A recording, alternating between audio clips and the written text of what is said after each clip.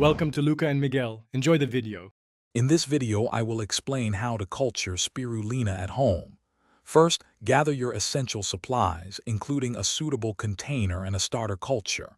You'll need a clear vessel, ideally holding at least 5 gallons to provide ample space for growth. Next, prepare your nutrient solution, which is crucial for healthy spirulina. Finally, set up a consistent light source, ensuring your culture receives 12 to 16 hours of light each day for optimal photosynthesis. To begin, ensure your culture's temperature remains stable, ideally between 77 and 95 degrees Fahrenheit. This range is vital for spirulina's metabolic processes. Next, install an air pump with an air stone to provide gentle, continuous aeration, which prevents settling and ensures even nutrient distribution. Carefully introduce your starter culture into the prepared medium. Remember to keep the setup away from direct, intense sunlight to avoid overheating the water. Maintaining your spirulina culture requires consistent attention.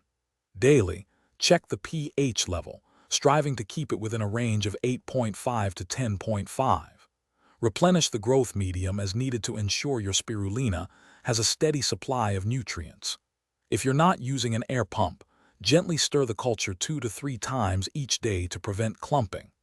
A vibrant, dark green color is a good indicator of a healthy, thriving culture. Harvesting your spirulina is a rewarding step. You'll know it's ready when the culture appears dark green and quite dense. Use a fine mesh cloth or screen to carefully filter the spirulina from the culture water. After filtering, gently rinse the harvested spirulina with clean, filtered water to remove any residual medium.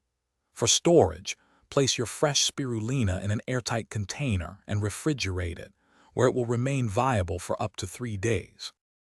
Thanks for watching and please subscribe. It's the best investment you'll ever make.